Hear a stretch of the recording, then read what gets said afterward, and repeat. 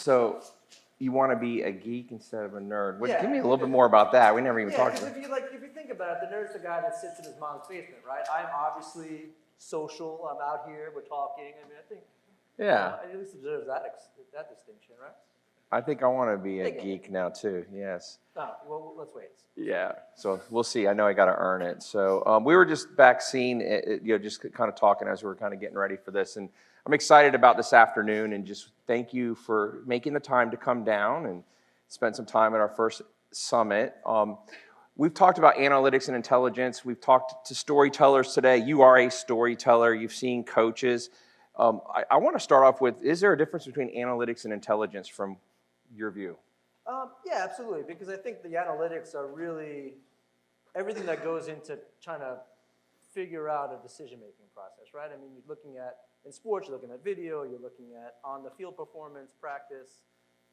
We heard Allie talk about some of the metrics that she's looking at to gather, right? I mean, and that's pretty prevalent.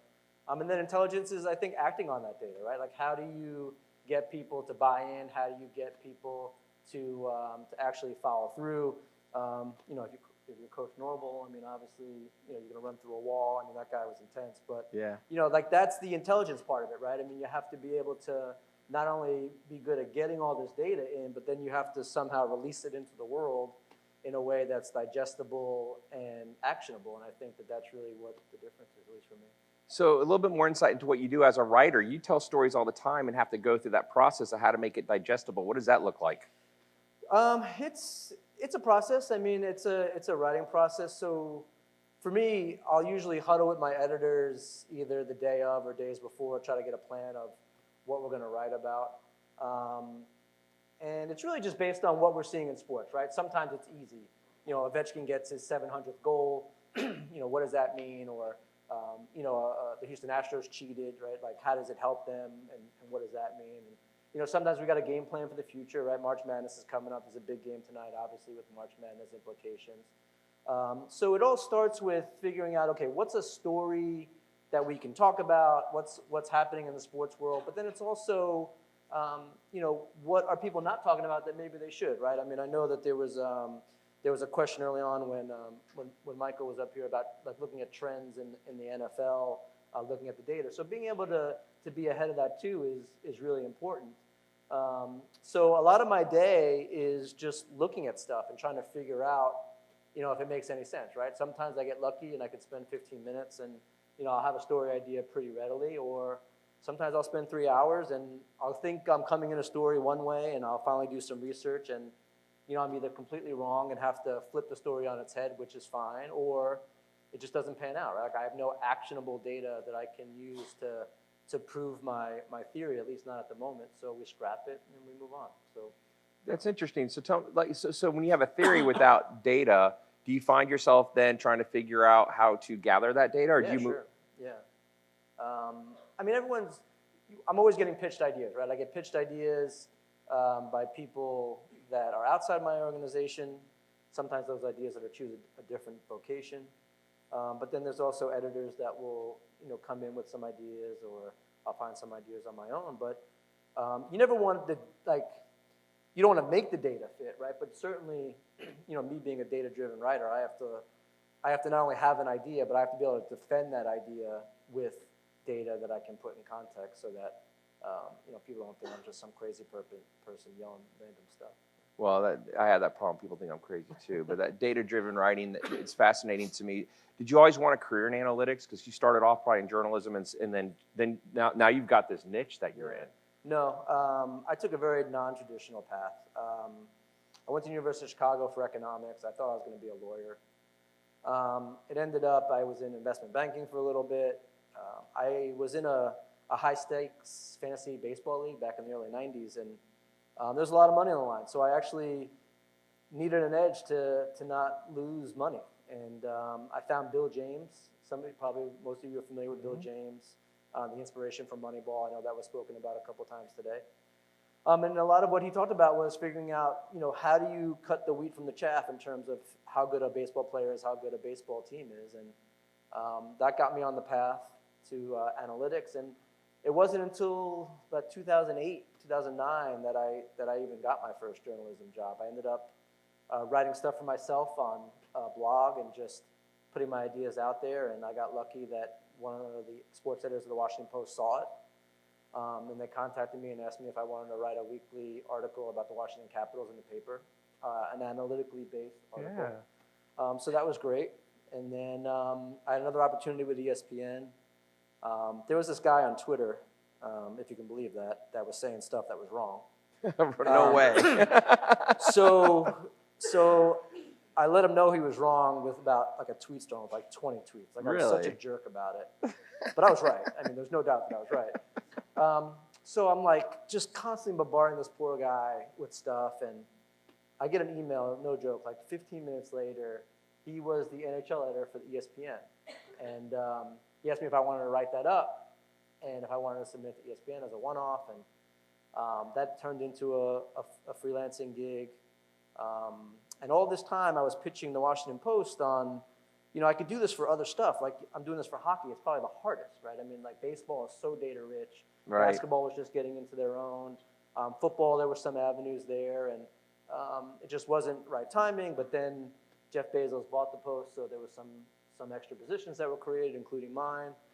So they ended up hiring me full-time to cover all sports, all national sports, college basketball, college football. And then the editor from the ESPN actually ended up coming over to the Post a couple months later. He was my editor for just about 10 years. He just moved on to something else in the company. But yeah, so take the side door, right? Take the front door, the back door. Like, it doesn't matter. Just, get your work out there so someone can see it. And then, just keep trying. I may come back to your blog. I find that very, very neat. And I call it a blog. It was. Yeah. It wasn't even that sophisticated. So even like a portfolio, was there something that you remember writing though that caught their attention? Was there a specific Yeah, it topic? was something. Ironically enough, it was the chances Alex Ovechkin had to catch Wayne Gretzky. This was back in 2008. Wow. And it feels like it's a piece I've written like every year since, including last week. But yeah, so somehow they found that, and it was lucky on my part, I guess, because Nate Silver was really just kind of coming into his own, leaving Baseball Prospectus and starting 538. The baseball Moneyball was just starting. They kept thinking I was the Brad Pitt guy. I kept on telling them I was the other guy. But yeah, I mean, it was right place, right time, but also, I guess, good for me for, putting a radical idea out there that Alex Ovechkin could, in fact, catch Wayne Gretzky for the all-time goal scoring list, 10 years ago, 12 years ago now. So, but yeah, they saw it, and it was just pure luck. And speaking of hockey being that there wasn't data rich and you have these other sports industries, from your research, which sports industry really started this analytics journey that we're on? I mean, definitely baseball, right? I mean, Bill James started publishing his baseball abstract, I want to say in 1979. It ran until 1988, I want to say, but then he kept writing. He had his own Bill James yearbook that he put out with Stats Inc. For a while. But yeah, baseball was definitely at the forefront with a lot of the stuff. A lot of the, you heard James Hawkins talk about expected goals. Well, baseball's had that for a while, right? They've had wins above replacement. It's really just kind of taking into account how many runs is a batter or a pitcher expected to give up or create, and then translate that to wins. So they've been doing that for quite a number of years, and the advancements in baseball have really fueled everything else that we see, right? Soccer has expected goals. Hockey has expected goals. Football has expected points added. Basketball has expected shooting percentage, right? They look at that to try to figure out quality of shot, not just, how many shots are made. So it's all, everyone's just trying to, from Bill James onward, trying to put the game, the sport, the player, the situation in context. So I would say baseball first, and also, off the record, it was also horse racing. Andrew Beyer put out a book called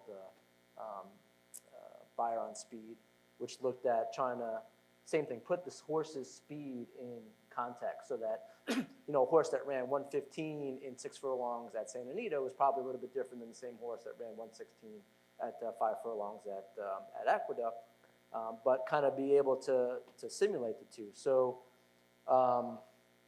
you win a couple of those at the track, then you start to get a belief in it, but then also you realize that it has a lot of other ways that you can use data to put stuff in context and project forward, but also like learn what you've seen in the past.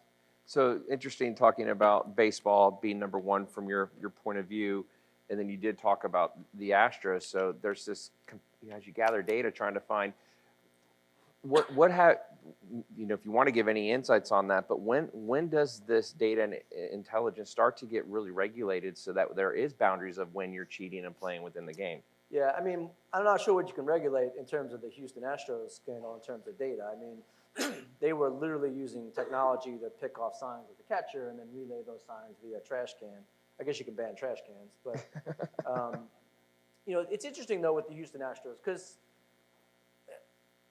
they cheated. They'll say they broke the rules, whatever, tomato, tomato. But I don't think the punishment was harsh enough. I think that the technology is only going to get better to do that sort of thing.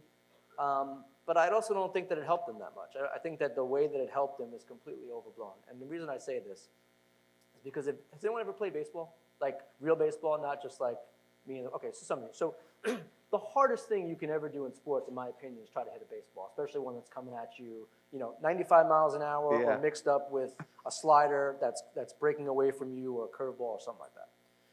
So even if you know that the pitch that's coming is a slider, which is generally what the whole scandal around Houston was, they were banging the trash can on curveballs and sliders, you still have to have the talent to pick the ball up, see if it's going to be a ball or strike, whether or not you need to lay off it. If you're not going to lay off of it, you need to still hit the ball. So I think that, knowing the pitch is coming is certainly one part of it. And, you say, well, how do you know that? Well, there was a guy, I think he was in Texas, that charted 52 of the home games of the Astros in 2017. Very audibly, you can hear on he clipped YouTube of each pitch, breaking pitch, fastballs, whatever. And in quite a bit of them, you can hear the actual trash can banging. So I know right away, 50-something games, I know which pitches were tipped, which pitches weren't. In the pitches that were tipped, the Astros actually scored 3 runs less than you would expect based on the time the batter was up, how many outs there were in an inning, and men on base. They also won a lower percentage of games than you would expect in those situations. So the net of it was, if you really want to get into it, it didn't help them win many more games in the regular season as if they weren't tipping the pitches. But you try to put that, to explain that to someone, and it's hard to grasp. But I still think that that's really what I do with data, right? I take this sometimes outlandish position and try to have facts that support that and write about it. And then my challenge is twofold, right? I have to be able to put those two together, but then also have to be able to speak English to someone, right? I mean, because if you think about it, if you're reading this, you don't know what win probability added is, right? You may not know what run expectancy is based on how many people are on base. So, for me especially, writing for a newspaper with stuff that gets picked up in print to an audience that may not be as familiar with such topics, I have to, dumb it down is the way wrong term, but I have to make it as accessible as possible to as wide range of an audience. And, that's been the common theme that we've heard here, right? We heard Allie talk about communication in her departments. We've heard coaches talk about communication from the player.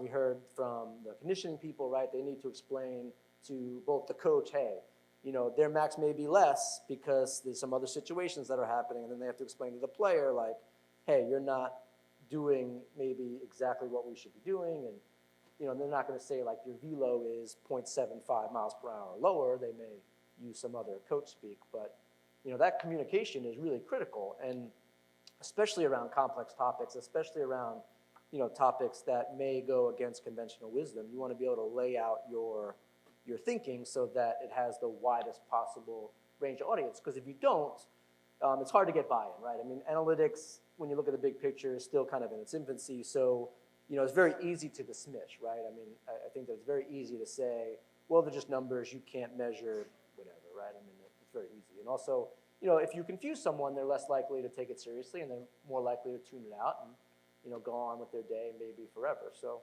I think that, that part is really important in what I do. You have to be really good at that because you have a reader, I am really good. and you have a reader base, exactly. So as you connect with the readers, how do you even know what they want? Do they give you feedback? Do you gather that? Oh, I get tons of feedback. Yeah. Oh boy, I have a refrigerator full of feedback. Aaron's dad gave me feedback the first time I sat down with him. He's a University of Miami alumnus. He asked me, "You don't think Frank Gore belongs in the Hall of Fame?" And then we were off to the races, right? But yeah, I mean, sometimes I tell you, the feedback is good though, because the feedback sometimes, when you cut, it's easy to get past it. Once you get past like the curse words and that I should find a new job or die. Die, really? They'll give you something that's useful, right? Because a lot of times it comes down to either they didn't read it, which is easy to discard, but sometimes they don't understand it, right? And that's on me, because like if they're coming at me with an argument that I think that I addressed in the article, well, then I didn't do a very good job of getting it across, right? And like that's valuable feedback. And I'll be honest, sometimes I don't take it that way. Like I'll go home and I'll be like, this MFer, like, whatever. But, you take a real critical look, and it is valuable feedback. And sometimes people don't know. Sometimes I don't even know what they want, right? Like I'll think that I have this great idea, and I'll pitch it, and everyone's like, all right, sounds great. And then like, two people read it, my wife and maybe my editor, and then that's it. But it still advances everything forward, right? I mean, you never know what's going to interest people. You never know what's going to resonate people. You never know what's going to anger people. And, my job is to think of an idea, defend it the best way I can with data, and then, brace for the fallout, right? Sometimes it's good, sometimes it's bad, but most of the time it's good. Absolutely. I want to take, in our preparation, we discussed, and we have a bunch of different skills and business domains represented out here in the audience. We talked about programming languages and skills that you thought were most valuable from an analytics perspective. To reset that moment, you mentioned that while you have a team to gather data and produce visualizations, you wish you had more time to develop your programming skills. Can you kind of elaborate on that? Yeah, I wish I had the head for it. I can't wrap my head around a programming language. I can use Excel like no one's business. I can definitely get some complex SQL queries, but like to write a Python script, I just can't do it. I've broken more keyboards probably trying to write Python than I have anything else. But it's a hugely valuable skill, right? Any programming language, Perl, SAS, Python, R, anything that you can use to grab data is essential, because the data is not always, one, easy to get, and two, it's not always neat, right? Like you can pull data from a lot of different sources, but sometimes, for instance, like the Olympics. Like you may have one data set that tells you how many gold medals each country won, and then there might be another data set that tells you the athletes won in different sports, but sometimes you want both of those together, right? Like maybe you want to know which country is the best at which particular sport. So you have these two databases. Number one, you got to get the data, because it's, maybe it's just in different places or it's in different formats. Scripting language certainly will help with that. Helps with cleaning it up. And then Python, SQL, or whatever will help you merge them, and then you're able to get more actionable data. If you can do this yourself, obviously the time from idea inception to execution, way shorter than me, who has to go to someone that freelances for us. I have to give him the scope of the work. Hopefully he understands it. Hopefully he can do it in his spare time, because obviously he has a full-time job, or he has other things going on. So I think, I tell this to anybody, students I talk to, anybody that's looking to get into any business with data. Learn a programming language, become very familiar with SQL at the very least.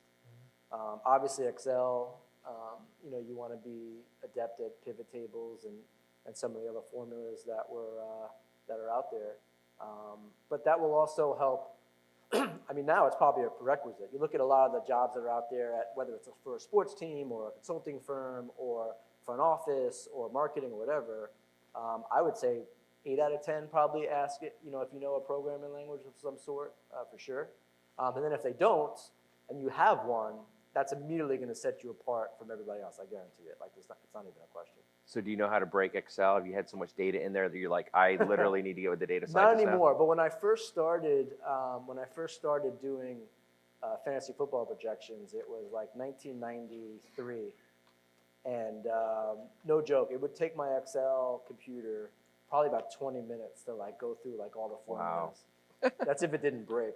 And then I'd have to start from scratch. But no, that gave me a pretty good computer at work now, so it's able to do it. But It's less of a problem. yeah, I can get by pretty far in Excel. Like I can do Monte Carlo simulating in Excel. I can do a lot of stuff in Excel. But I tell you, if I knew Python, it would be so much quicker, so much quicker. When you're looking at trying to manage that data and just think about a fire hose of data, how do you go about organizing data? Yeah, that's a good question. That's a big problem, not just for me, but sports. I mean, again, it comes down to accessibility, right? Like I could very easily get next-gen data, right? Let's just use that example because everyone knows that, NFL next-gen data. So that has X, Y coordinates, tells you where the player is, tells you where the refs are, tells you where the defenses are, tells you where the ball is, tells you where, down, distance, field position, all that stuff. But then it's very easy to start to get into the minutia of it, right? I mean, how does a player do on a Wednesday following a full moon after he's had breakfast at a certain restaurant, right? Like you can start to get really kind of down in the weeds when you don't need to be, right? So you really want to try to keep it simple. Basketball had this problem when they first got their Synergy, their SportsView cameras in every arena, right? They went from having field goal data, right? Was it a three? Was it a field goal? How far was it from the basket? To having 25 cameras take, I think it was like 32 pictures a second, and then put that all into data. And it's like literally a fire hose. Yeah. So you have to be really specific about what you're looking at, right? You have to be very clear in your own mind what you want to convey, right? You have to be very selective in how you present that information, because I can tell you, if you've ever talked numbers with someone that doesn't get numbers, their eyes will glass over like in a second, right? Like you will lose them by the time you get to the fifth decimal of pi. Yeah.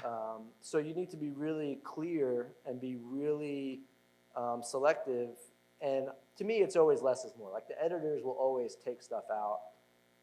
And if I don't have like a real good argument to leave it in, then it's probably better being out, right? But they're not data experts. They're closer to what we would call like an average reader, right? Someone that may not have as much exposure to data that we do. So that's helpful. But always show your work to your friend. Like if you're ever in doubt, like show it to your friend that doesn't really like do data or anything, and if they can understand it, then you're probably on the right path. If they say what the F you're trying to say, you probably need to go back to the drawing board.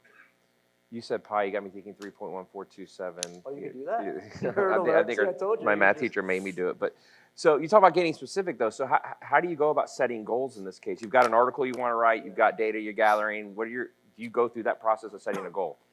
You mean a goal in what way? Like Well, just a goal that's because you're somebody use? Well, a goal of you got an article you want to write. You've got data that you want to bring in. Yeah. Is how do goals go into that product you're going to write? Well, I got to make a case, right? So it depends on what the case is. So let's look at something recent I did. So we'll look at Ovechkin. Can Alex Ovechkin become the all-time scoring leader in the NHL and get to 895 goals and break Wayne Gretzky's record?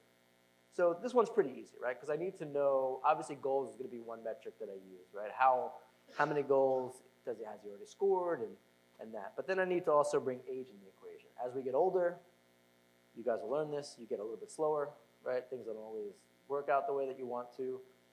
So you have to account for that. You have to account for how long may he play? How often is he injured?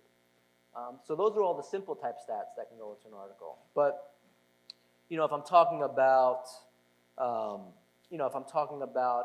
football game, and if I'm talking about, to use Coach Norval's example of, being down 14, scoring a touchdown, and then being down 8, right? His example was spot on. It was really good to hear because a lot of NFL coaches, a lot of college coaches get tripped up in this. They'll go for the tie when, statistically speaking, it's better to go for 2 and give yourself 2 bites of the apple instead of 1. So you can explain it as eloquently as he did. I like to make it a little more complicated. So I'll start talking about like win probability added, right? Like how much more often can you expect to win by doing it the way that he explained versus the more traditional way, which maybe just kick the extra point and going for a field goal. But then, I have to make sure that I'm being clear in what I'm trying to explain, right? Because then you have to explain, well, what the heck is win probability added? Like, what does that even mean? Like, why does it even matter? And then you have to get down to the details. So, the goal is never to cram as many metrics in there as I need to or I want to. It's to make sure that the argument gets through, right? The argument has to cut through all the noise. It's got to cut through all the jargon, all the acronyms, all the decimal places. And that has to be like the one takeaway of any article that I write. Like anything that I write for the newspaper, if they're not going to get that one little piece, I probably wasted my time and their time and everybody else's. So, just the goal is always to be as simple as it possibly could be. That could be complex, but don't make it any more complex than it needs to be. You mentioned Coach Norvell. I want to say Coach Bowden talked about this decision he had to make to go for the tie or the win. And back in '87, the games ended in a tie. So that was actually a big decision. And thought it was funny. He said he might kick it, but his reasoning I heard him say was he was going to kick and then called the timeout because his gut told him that there was an emotional part of that. Yeah. So I just want to put that on the table to ask this question. Have you seen with the analytics over the last decade, are there any examples of where coaches, they just decided not to follow the data only because they wanted to be unpredictable? Yeah, it happened last year. Coach Harbaugh for the Baltimore Ravens was going to go, he sent his field goal unit on it, and Lamar Jackson went to the sideline screaming, like, let me go for it, let me go for it, let me go for it. And he said, you really think that you can make it? And to paraphrase, he said, heck yes, I can make it. And, the coach changed the decision, right? He ended up making the right decision by going for it.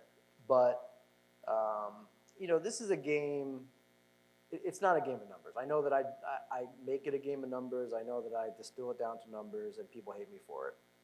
But there are people, right? And, to go back to, Coach Gottlieb's example during the FSU strength and conditioning thing, she was talking about how she's looking at a workload, but she knows her team, right? She knows if someone broke up with their boyfriend the night before or was watching Netflix at 3 o'clock in the morning. I do not.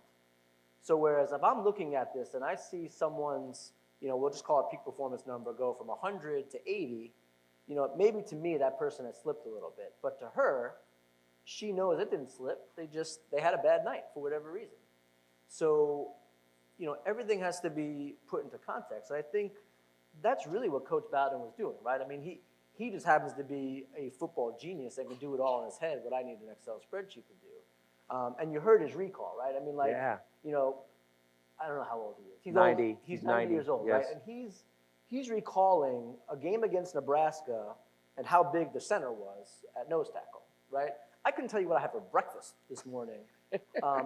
But you look at like the great coaches and especially, the coaches from that era, a lot of them are like that. A lot of them have that recall, and that recall, to me, is analytics, right? I mean, it's no different than me having a spreadsheet that kind of that does all that stuff. So, it's who knows how his career would have been if he would have had, a spreadsheet full of numbers. But, for him to say to himself, you know what, we're going to go for it this time for the win because that's the best decision.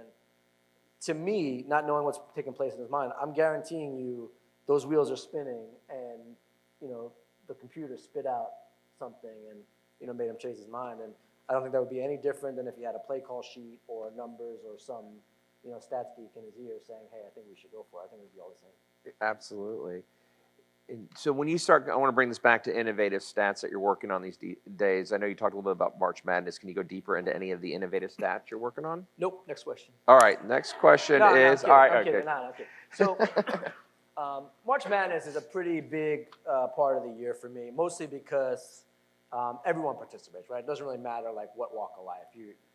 Everyone wants to talk about their bracket. Everyone wants a dark horse. Everyone wants to know which favorite's going to go out, right? Obviously, it's not going to be FSU, but we know what's going on, right? So, last year, I looked into really trying to figure out like how to optimize my bracket, especially in these bigger pools like at ESPN, when there's literally millions of people. So, are there any like faithful March Madness pool players here, right? So there's a couple of you. So if you had to say in the first round, what would be the biggest seed that normally pulls off an upset in the first round? 12 seed, right? Historically speaking, 12 seed has pulled off the upset. That's changed since 2011. The field is 68. It's actually the 11 seed, but we're going to let that go. So it's the 12 seed, for instance. So if we know a 12 seed wins, I'm just going to say 60% of the time in the first round, right? I want to know the 12 seeds that have a chance to win 70 or more percent because that's value, right? And if a 12 seed only has, like, let's say, a 50% chance of winning, I know it's actually not a good pick because they're actually worse than an average 12 seed, right? So everything is all in context. So I created this metric that just puts a dollar value on that. It's a number value on it. It's very easy. Over 100 means that seed has a better chance of winning their individual matchup based on their seed. Under means that they have a less of a chance, right? So obviously if you saw like a 1 seed that had a really great chance of winning, a 16 seed had a really good chance of winning against a 1 seed, maybe that's something that you entertain because you can get a leg up on literally millions of other people that don't feel the same, and it doesn't really cost you that much because you're not going to have a 16 seed go too far because they're still a 16 seed. So we do a lot of that. So that's something that we've been integrating into our March Madness coverage last year. We're going to update it a bit for this year. We're going to have a graphic behind it, have it color-coded, so green means good, red means bad, something that everyone can relate to.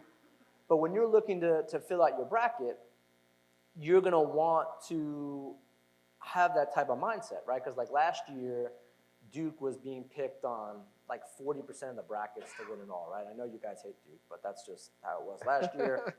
But in essence, they only had a 20% chance. So right away, I knew I would never advocate picking Duke because I knew the amount of people that had it was almost oversold versus what their real chances were, right? I didn't go with Virginia, but it was still a pretty solid bet to say, you don't want to pick Duke, not necessarily because they're not good enough, it's because the public is overvaluing where they are, right? And just by the fact of them losing, now you literally have just cleared the deck on 40% of the field in that big pool, which, when it's millions of people, makes a difference. So that's one of the things that we're working on for March Madness. That will eventually translate probably into your sports betting, right? Like, do you have teams that are more or less likely to win in these type of scenarios? Playoffs most likely. So it's that type of stuff. But being able to put everything into context is really the king of what I do, right? To be able to explain like why it matters, right? So what? So what that you have this 12 seed that's going to be a 5 seed? So what? And then what does that mean for the future? Like, how can I use that actual information?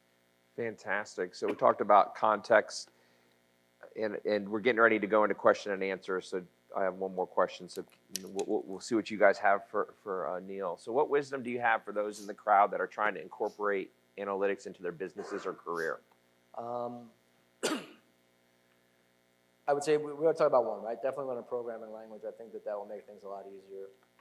I would also say don't be afraid to take a position, right? Like, even if it sounds crazy, like if you can support it with facts and you can support it and you have like a sound argument that you can make, then don't be afraid to do it, because no one wants someone that says like, well, you know what, maybe this email campaign will do well or maybe it won't, right? They want people to say, hey, I think if we do this email campaign, historically, we're able to generate, this type of ROI, we're able to get this many new customers, this is what the lifetime value will be, be able to make a case one way or the other, or, conversely, this email campaign we're doing is stupid, here's why, right? Like, maybe don't use the word stupid, but, being able to make a case and be confident, right? Because if you're not able to make a confident argument, it's very difficult for anyone to be with you on that argument, right? Because it's easy to poke holes in, or you just get this kind of wishy-washy feeling. So, I'd say number one, definitely programming language. Number two, don't be afraid to be bold, whether that's in one direction or another, and just make your case. And look, I've written a lot of stuff. I've written stuff that I'm right about. I've written stuff that I'm less right about. And I've gotten feedback on it all. But, I do feel like I made the best possible case I could in every situation. So just don't be afraid to put yourself out on a limb, because, sometimes you're not the crazy one. The rest of the people are. I just want to extend, because you did bring up the word stupid, and I always grew up learning that there's no such thing as a stupid question here. True. Is that true? And yeah. Okay, so how important is it being able to frame a question, and do you try to get better at asking questions? Yeah, you always want to ask the right questions, but again, sometimes you don't know what the right question is, right? Like sometimes I'll know, for argument's sake, 2 years ago maybe, like the Warriors were coming into town to play the Wizards, and I knew I wanted to write something about like a super team or whatever, and I didn't really know. So you have to look, right? And as I mentioned before, there's been days where I spent literally hours like trying to pull at a thread, only to have it go nowhere. Sometimes I feel like I have a great idea, can't get the data to execute it. Maybe I don't have the time to execute it. But you should always be asking questions. Like I keep a book, journal, whatever, a bullet journal, and I just just keep questions in there, like as I think of them. Yeah. Sometimes I can revisit them. Sometimes I laugh and I'm like, oh, that's stupid. But you never know where the question is going to lead, right? Like there's been many times where I've had a conversation with my editor and I've said, hey, I want to write about the slider, Max Scherzer's slider, or Steven Strasburg's changeup, or whatever. And they'll say, well, that's a little bit narrow, but how about you write about the decline of the fastball in favor of some of these off-speed pitches, right? So that, it's something that they can certainly redirect me in a different way. Maybe the data takes me in a different way. So yeah, I mean, every question is worthwhile. You just have to be open for it to change, I guess. Fantastic. Aaron, how are we doing on time for questions? How much more time do I have? All right, Okay, let's great. Get some questions. All right, so let's go to questions. Who has questions? Let's go right here. We'll try to repeat it so be loud so we can hear you, and we'll try to paraphrase it back. Yeah, you fact checking that? That's great.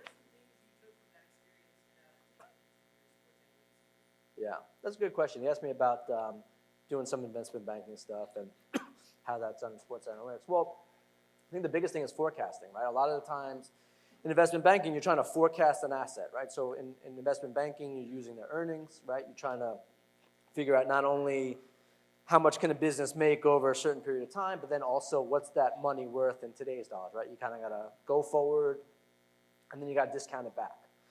Well, we do the same thing in baseball, right? I mean, we do the same thing in baseball to figure out how much should a free agent get. So if a free agent is 28 years old and you think that he's going to perform 5 wins above replacement in year 1, we know that we can probably discount that at a certain pace over the next 10 years. We know that the cost of a win today is about $8 million, so maybe that goes up 5% every year. So you then inflate that, and then you have a big number, and then you say, well, $1 today isn't worth the same as it will be $1 10 years from now. Work backwards. So that to me has probably been the biggest, the most obvious application.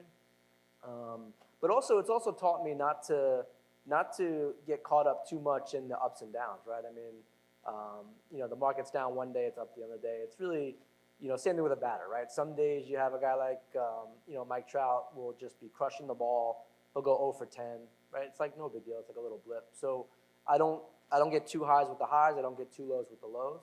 I try to just look for things for what they are, and that's not to say if someone goes 0 for 10, I won't investigate it to see maybe he's injured, maybe he's getting a different mix of pitches thrown his way, maybe he's not hitting the fastball, maybe his bat speed's down, maybe he was up till 3 a.m. Netflixing and chilling the night before. But I would say that's probably the biggest thing that I took from that. Cowboy shirt.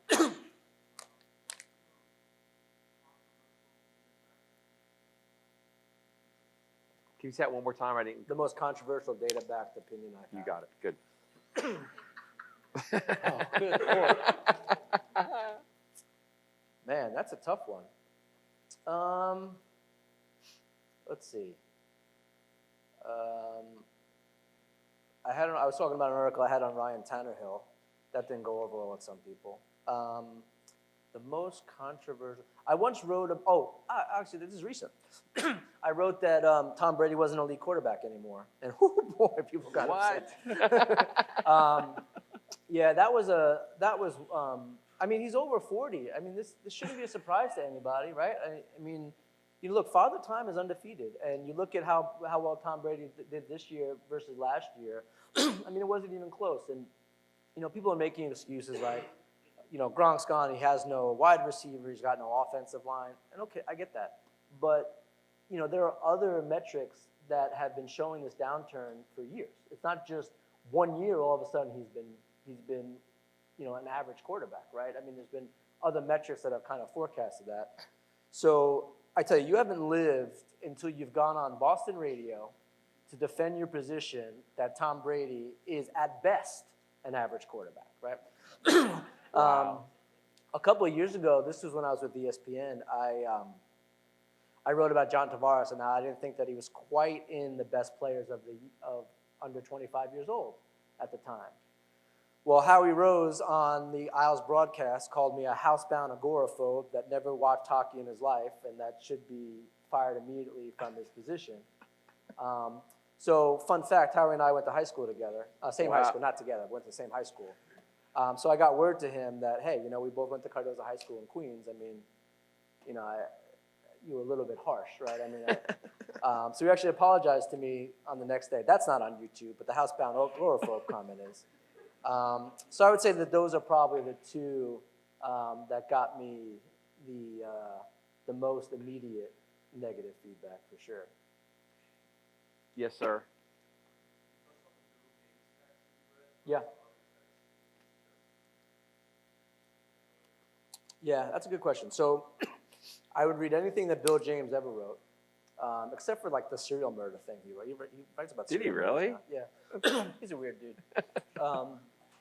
But yeah, all the Bill James abstracts are good, not because they're baseball books, but he explains his method. Like he goes through painstaking detail to explain how he comes up with his player rankings, how he comes up with, all his advanced metrics at the time. And, we have it lucky. I can go on Baseball Reference, on Fangraphs, maybe even MLB, and pull up like historical data. He was having people track it by hand and sending it to him. It's called Operation Scoresheet. So he was actually having people send him data on like index cards, in notebooks, like tracking at-bats for their home team so that he would know when Frank Thomas came up to bat and it was 3-2, he walked or, things like that. So, but also, you go through all his texts and he's constantly getting letters from people, constantly talking about how people tell him how stupid this is, how he'll never catch on, like how no one cares, and, how this is probably the worst endeavor that they've ever seen. And so, yeah, I would definitely read everything that they wrote. I think that Nate Silver has a good book called Behind the Bases or Behind Baseball or something. Tom Tango has a book called The Book on Baseball. He's actually now the head of MLB's StatCast unit. Wow. But he talks about a lot about this, disproving some of the conventional wisdom that's out there. Football Outsiders puts out an annual every year. They do a lot of good stuff with advanced stats. I would say, what else? Wisdom of Crowds, I think, is a good book that's maybe not as not as analytically driven, but it certainly teaches you how to zig when other people are zagging. And then, I don't know, if you send me a tweet, I'll try to remember a little bit more, and I'll take a picture of my bookshelf because they're all on there. That's fantastic, Neil. All right, yes, right here. Yeah. Card skills? Hard skills. Yeah.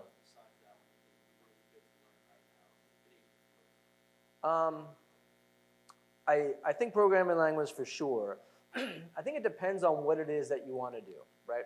So if you want to get a job in sports, like if you want to get a job at the front office level of sports, I think the biometric side is by far the biggest place for growth in any sports industry, no matter what. Because two reasons. Number one, they're spending literally hundreds of millions of dollars on athletes. They want them to be on the field or on the court as long and as good as possible, right? And two, there's no salary cap on the front office. Like, so if you have the best and brightest, you can spend whatever you want, right? You can spend whatever you want on your data collection unit. You can spend anything you want on your analytics. You can spend anything you want on your on your health programs. And the catapult technology ain't cheap. I'll tell you that right now. It was at Sloan when they debuted it. I know they were using it with the Buffalo Sabres at the time. So yeah, I think that when you're looking at growth opportunities, if that's like what you want to do, if you want to work in a front office, like at the coach, GM, player level, you got to be really good at talking the language of the person that you're talking to, right? So for me to talk to a front office executive, he will understand the cost of a win, wins above replacement, right? If I'm talking to a coach, he don't care about that. He wants to know that the number one hitter gets 4.6 plate appearances per game. Your number 4 guy gets 4.3. If you want your best hitter to have the most at bats, you want to bat at number 1, right? It's going to go against conventional wisdom, but that's how you want to talk to them. And then the player doesn't give a crap about WAR, right? They want to know, like, how do I lower my strikeout rate? How do I get more walks? So you got to be able to discuss that with him. And then the pitcher, obviously, you got to be able to talk about spin rate, right? You want to talk about location, spin rate. So that's certainly a skill. It may sound rudimentary, but I'm telling you right now, like in hockey, back in I want to say like 5-6 years ago, a lot of bloggers were brought out of the blogosphere to work in front offices because they were the only ones doing hockey analytics at a time. And for about 2 years before that, there was like this whole like give and take between coaching staffs and like this blogger community over puck possession. The blogger community called it a stat called Corsi, right? They had a name for it. It was a stupid name, but they had a name for it.